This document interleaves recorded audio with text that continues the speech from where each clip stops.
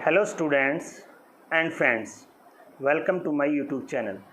आज की इस वीडियो में मैं क्लास 12th की फर्स्ट चैप्टर द नेम जिसका नाम है द लास्ट लेसन जो लिखा है अल्फोंस डॉट ने, उसके बारे में डिस्कस करेंगे। अर्थात हम इस वीडियो में लेसन फर्स्ट के MCQ क्वेश्चन यानी मल्टीपल चॉइस क्वेश्चन करेंगे। अगर किसी को इस लेसन के शॉर्ट आंसर टाइप क्वेश्चन या मल्टीपल चॉइस क्वेश्चन या फिर ऐसे टाइप क्वेश्चन या इस लेसन की समरी अगर किसी को मेरी वीडियो देखनी है तो मैं उनका डिस्क्रिप्शन में दे दूंगा लिंक, आप जाकर वहां से देख सकते हैं।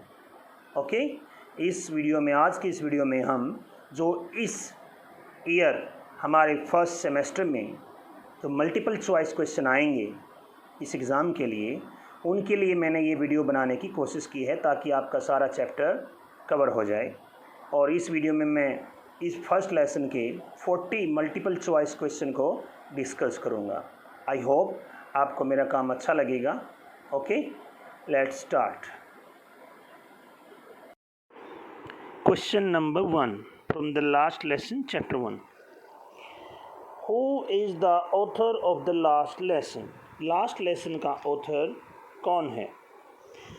John Austin, Rabindranath Tagore, none या फिर अल्फोंस डॉट? तो right answer is Alphonse Daudet. Question number 2, Alphonse Daudet was from which country? Alphonse Daudet किस कंट्री से थे? India, France, England and New Zealand. किस कंट्री से थे? किस कंट्री के बारे में ये lesson? France. Question number 3, the story the last lesson highlights which human tendency? जो लास्ट लेसन स्टोरी है ये मानव की किस टेंडेंसी को दिखाता है, किस दृष्टिकोण को दिखाता है? सबसे पहले male chauvinism, option C procrastination. Male chauvinism होता है अंधराष्ट्रीयता, जब राष्ट्र के प्रति अंधी राष्ट्रीयता हो जाए, मतलब कुछ भी ना दिखे, बस अपना ही अपना देश दिखे। और प्रोक्रेस्टिनेशन होता है टाल मटोल। थर्ड है कोरेज एंड देन कार्डियस, इनमें से कायरता को, और सी करेज बहादुरी। तो क्या चीज़ दिखाती है ये मानव की इस कहानी में? The answer is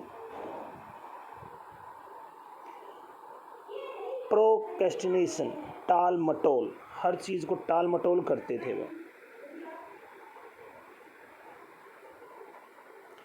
question number 4,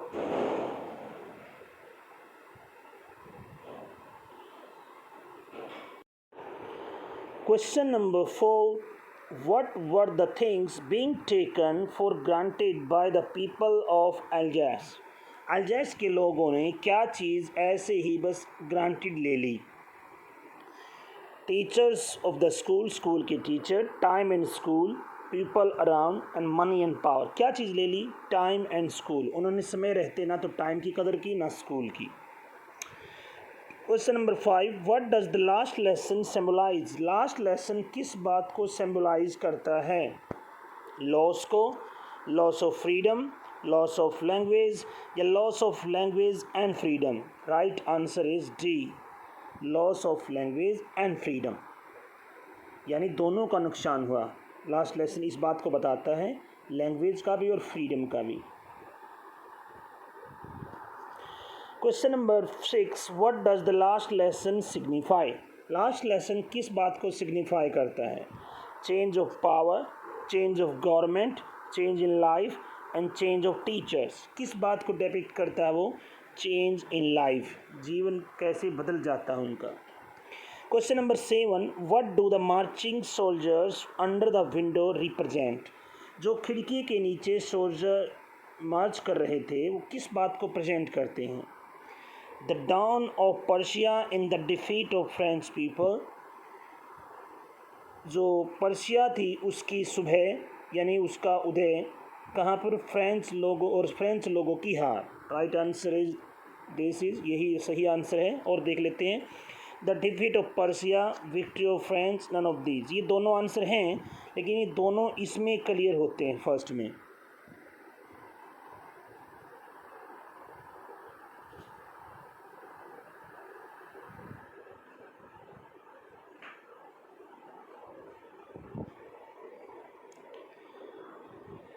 Question number 8. From where did the order come to teach only German in the district of Alsace and Lorraine?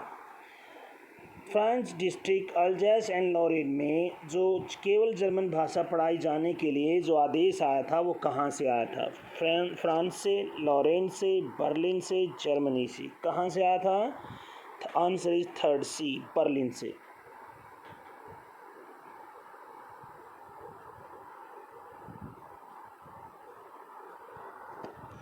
Question number 9. What does affect this story speaks about? ये कहानी किस प्रभाव के बारे में बात करती है? पावर, मनी, ट्रांजिशन या प्यूपर? किस बारे में बात करती है? ट्रांजिशन के बारे में, बदलाव के बारे में बात करती है। Question number 6. Why was Franz reluctant to go to school? जो फ्रेंच था वो स्कूल जाने का अनिच्छुक यानी जाने का इच्छुक क्यों नहीं था? Answer option number 1, wanted to enjoy warm sunlight, एक अच्छे दिन की धूप का मज़ा लेना चाहता था।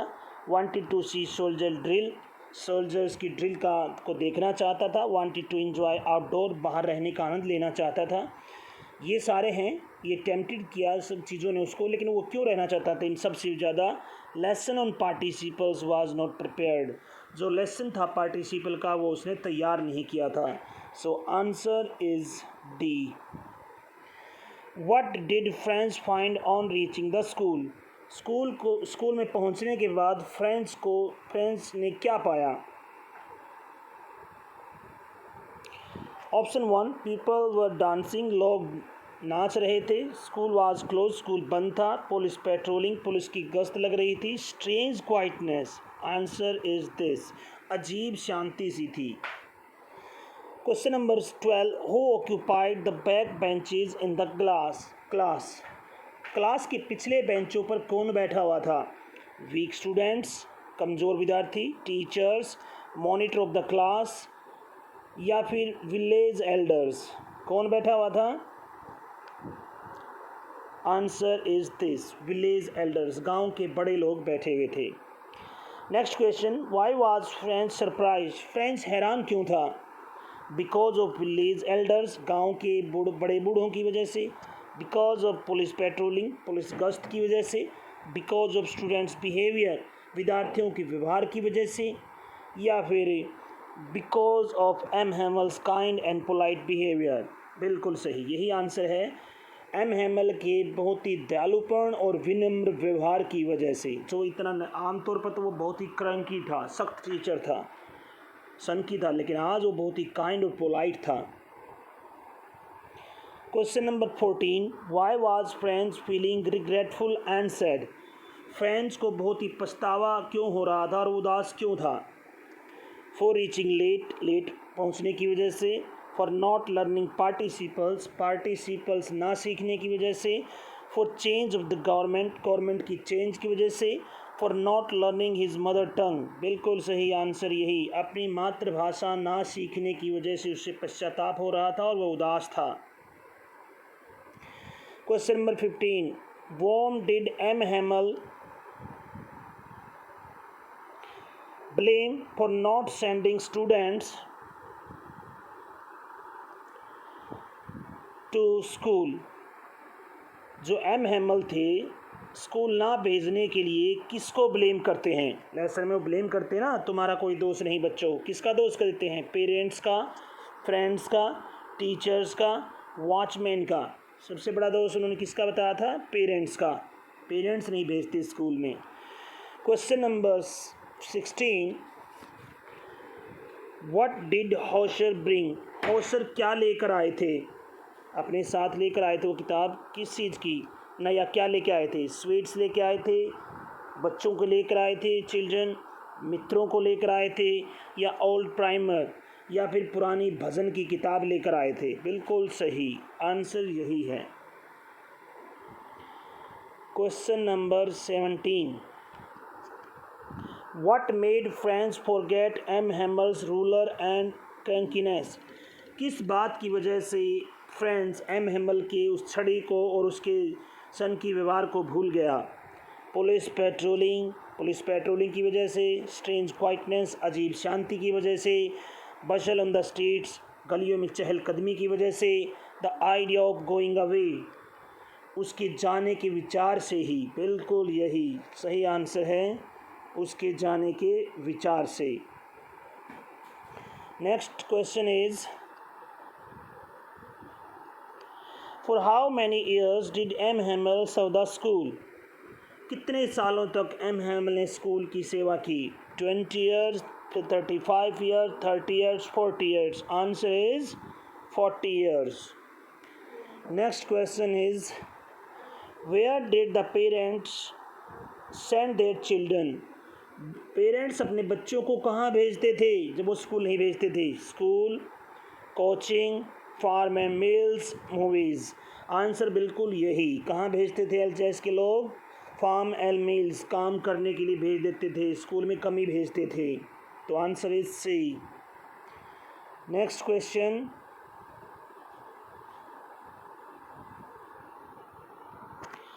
Why were the parents sending their children to the farms and mills? Parents अपने बच्चों को फार्म्स या मिल्स में क्यों भेजते थे? टू प्ले, खेलने के लिए, टू मीट फ्रेंड्स, मित्रों से मिलने के लिए, टू मीट रिलेटिव्स, रिलेटिव से मिलने के लिए, टू अर्न मनी, या फिर पैसा कमाने के लिए? बिल्कुल सही, पैसा कमाने के लिए। Next question, Why did the villagers come to meet M. Hamel in the school? गाँववासी एम हेमल से मिलने के लिए स्कूल क्यों आए थे? टू कंप्लेन, शिकायत करने के लिए, टू से गुड बाय, अलविदा कहने के लिए, टू गॉसिप, बात लड़ाने के लिए, या टू शो ग्रेटिट्यूड, उसके प्रति आभार जताने के लिए, उसकी 40 साल की सेवा? बिल्कुल सही, right answer is D. Question number 22, Why did M. Hamel call the French language the most beautiful? M. Hamel French को संसार की सबसे सुंदर भाषा क्यों कहते हैं? Because it was the clearest and logical, क्योंकि ये सबसे स्पष्ट और तार्किक भाषा है। बिल्कुल यही बात कही थी, चलो और देख लेते हैं। आंसर तो यही है, because it was his native language, क्योंकि ये उसकी मातृभाषा जो उसकी स्थानीय भाषा थी इसलिए। Because people were from France, क्योंकि लोग फ्रांस से थे इसलिए। नन ऑफ दीज नहीं, आंसर पहला है, सबसे क्लियरेस्ट और लॉजिकल है, ये कहा था एम हेमल ने। Next question is, what was French expected to be prepared for school that day? उस दिन फ्रेंच को क्या चीज़ तैयार करके जानी थी? सॉन्ग तैयार करना था, डांस, एसे राइटिंग, या फिर participle? Answer is D, participles. Question number 24, when people are enslaved, जब लोग गुलाम हो जाते हैं, what key do they have to prison according to M. Hamel? M. Hamel के अनुसार उनकी जेल की चाबी क्या होती है? their behavior, उनका व्यवहार, पावर, शक्ति, एग्रेसिवनेस, अग्रेसिव होना यानी एकदम से उत्तेजित हो जाना वो, या फिर मदर टंग? बिल्कुल सही, राइट आंसर इज डी, अपनी मातृभाषा, वही उनके लिए एकमात्र चाबी होती है उनसे आज़ादी प्राप्त करने की। Question number 25, what did French notice that was unusual that day? French ने उस दिन क्या चीज़ अनयूजुअल सी, असाधारण सी नोटिस की? Quietness in the school, school की शांति, सोल्जर्स इन द स्कूल, जो सोल्जर थे स्कूल में उनकी उपस्थिति, या क्राउड इन द स्कूल, या भीड़ आ गई थी स्कूल में वो, या फिर सारे? नहीं, answer is quietness in the school, क्योंकि ना तो सोल्जर स्कूल में थे ना भीड़ थी, वो बाहर थे स्कूल से। Next question, what had been put up on the bulletin board that day? उस दिन बुलेटिन बोर्ड पर क्या चीज़ पुटअप की गई थी, क्या सूचना लगाई गई थी? और teach only French, speak only English, कि केवल फ्रेंच भाषा पढ़ाई जाए, इंग्लिश बोली जाए केवल, टीच ओनली जर्मन, केवल जर्मन सिखाई जाए, या टीच ऑल दीज, या ऊपर लिखित सभी भाषाएं पढ़ाई जाएं। क्या था? Answer is C, teach only German, कि केवल जर्मन भाषा ही पढ़ाई जाए। Next question is what changes did the order from Berlin cause in school that day? उस दिन बर्लिन से आए आदेश ने क्या परिवर्तन लाए? हसल एंड बसल, ऐसे ही अफरा तफरी। पीपल वर हैप्पी, लोग खुश थे। टीचर वर सैड, टीचर्स उदास थे। या स्ट्रेंज क्वाइटनेस एंड सैडनेस, क्या चेंजेस आया था? Answer is right D, strange, बड़ी अजीब सी शांति थी और उदासी थी। Next question number 28, what change friends feeling about M Hamel and school? किस वजह से एम हैमल की स्कूल और फ्रेंड्स की एम हैमल और स्कूल के प्रति भावनाएं किस वजह से परिवर्तित हुई? पुलिस पेट्रोलिंग की वजह से, यानी पुलिस ने जो गश्त लगाती है उसकी वजह से। ऑर्डर फ्रॉम बर्लिन, बर्लिन से आदेश की वजह से। Strict words from M Hamel ने सख्ती से कुछ शब्द बोल दिए थे उस वजह से। या ओल्ड प्राइमर, या पुरानी भजन की किताब पढ़ ली थी इस वजह से। नहीं, answer is P, order from Berlin, इस वजह से उसकी भावनाएं अचानक से बदल गई थी।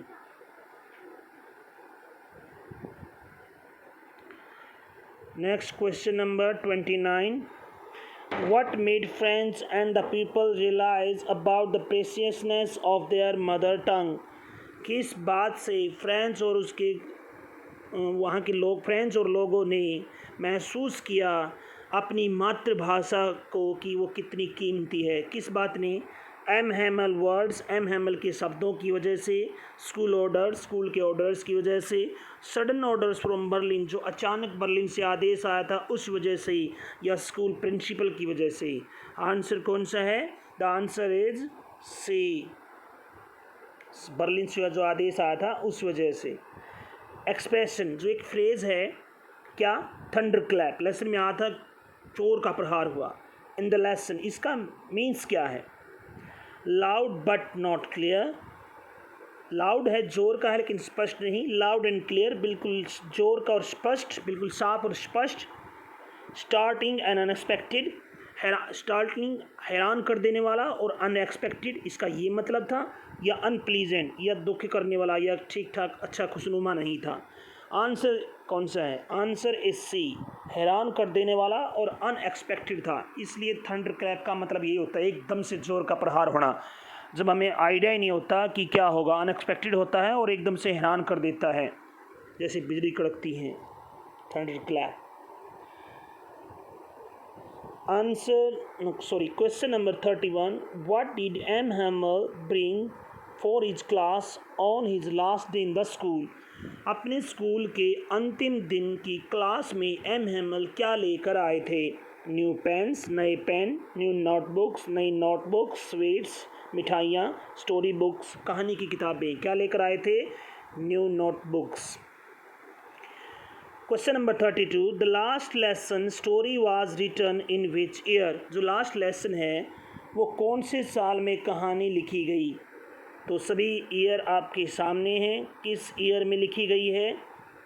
वो लिखी गई है, आंसर इज बी, 1870 टू 1871, जिस समय फ्रांस एंग्लो वॉर हुआ था उस समय लिखी गई थी। Question number 33, don't go so fast, इतनी तेज़ मत जाओ। You will get your school in plenty of time, तुम्हारे पास अभी स्कूल जाने का बहुत समय है। मीन्स इसका मतलब क्या है? गेटिंग लेट, क्या वो लेट हो रहा था इसलिए? वेरी अर्ली, बहुत जल्दी है। या फिर नॉट अर्ली, इतना भी जल्दी नहीं है। क्लियरली इनफ, या स्पष्ट नहीं है। क्या मतलब है इसका फ्रेज का? अर्ली इनफ, हाँ सॉरी आंसर यही होगा डी, अर्ली इनफ। अभी वो काफ़ी पहले आ गया है, उसका मतलब यही है, यानी अभी समय है। हालांकि लेसन में वो कहता भी है फ्रेंड्स, जब उसको वो लोहार कहता है कि अभी जितनी जल्दी मत करो, don't go so fast, you will have plenty of time. इसका मतलब क्या हुआ कि अभी उसके पास काफ़ी टाइम है। अर्ली इनफ यानी वो काफ़ी जल्दी आ गया, अभी तो बहुत टाइम है क्लास शुरू होने में। Question number 34, what was there in front of bulletin board? Bulletin board के बाहर क्या था? चिल्ड्रन थे, पुलिस थी, हॉकर्स थे यानी फेरी वाले, या फिर क्राउड थी? बिल्कुल सही, आंसर इज डी, भीड़ थी वहाँ। Question number 35, what bad news used to come from the bulletin board? Bulletin board से क्या बुरी बुरी खबरें आती थी? लॉस्ट बैटल्स, युद्ध को हारने की, द ड्राफ्ट, अकाल की, orders for commanding officers, in commanding officers के आदेश, या ऑल ऑफ दीज? बिल्कुल सही, answer is D, all of these, ये सब आते थे। Which language would be student study from the next day? अगले दिन से विद्यार्थियों को कौन सी भाषा सीखनी थी? इंग्लिश, जर्मन, डच या Spanish? Answer is B, German.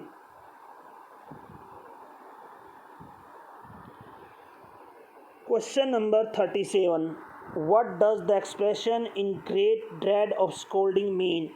बहुत ज़्यादा डांटने का जो ये फ्रेज़ था, इसका क्या तात्पर्य है? जो ये बात कही है, बहुत ज़्यादा डांटने का भय, इसका क्या अर्थ है?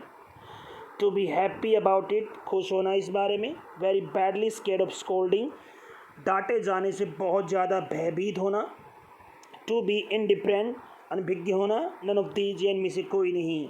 आंसर इज बी, बहुत ज़्यादा डरा होना डांटे जाने की वजह से।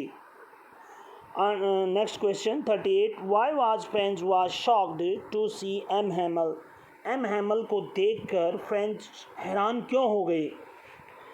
ऑप्शन देखें, because of his formal dress, उसकी फॉर्मल ड्रेस की वजह से। बिकॉज ही गेव स्वीट्स, क्योंकि उसने मिठाइयाँ दी इस वजह से। Because he had a flower in his hands, क्योंकि उसके हाथ में फूल था इस वजह से। या ऑल ऑफ दीज, या फिर सारे? कौन सा आंसर हुआ? Answer is a, because of his formal dress, क्योंकि वो फॉर्मल ड्रेस में था, ग्रीन कोट पहने हुए था, embroidered. 39, question number 39, what attitude of M Hamel surprised French? French, कौन सा दृष्टिकोण फ्रेंच के किस दृष्टिकोण की वजह से, एम हैमल के किस दृष्टिकोण की वजह से फ्रेंच हैरान हुए? ऐसा क्या व्यवहार किया एम हैमल ने कि फ्रेंच हैरान हो गए? सॉफ्ट एंड काइंड, वो बिल्कुल सॉफ्ट से बोले, दयालुता से बोले, या रूड बोले, या फिर स्ट्रिक्ट, सख्त बोले, या इनमें से कोई नहीं? किस बात से हैरान हुए थे? Soft and kind. क्यों? क्योंकि वो बहुत ही सख्त थे, हार्श थे, क्रंकी थे, स्ट्रिक्ट लगते थे, लेकिन उस दिन तो इतने सॉफ्ट बोले और काइंड, तो वो हैरान हो गए। Last question of this video, इस वीडियो का अंतिम question number 40, who was M हैमल?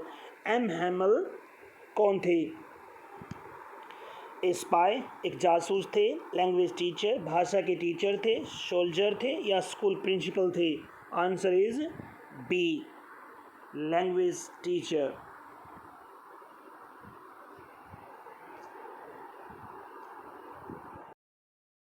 So that's it, आज के लिए इस वीडियो में इतना ही। अगर आपको मेरी ये वीडियो अच्छी लगी, मेरा काम थोड़ा सा भी पसंद आया हो, तो एक छोटी सी रिक्वेस्ट, वीडियो को लाइक और चैनल सब्सक्राइब करो। ओके, और तब तक के लिए बाय, फिर से मिलते हैं एक नई वीडियो में। Thank you, take care.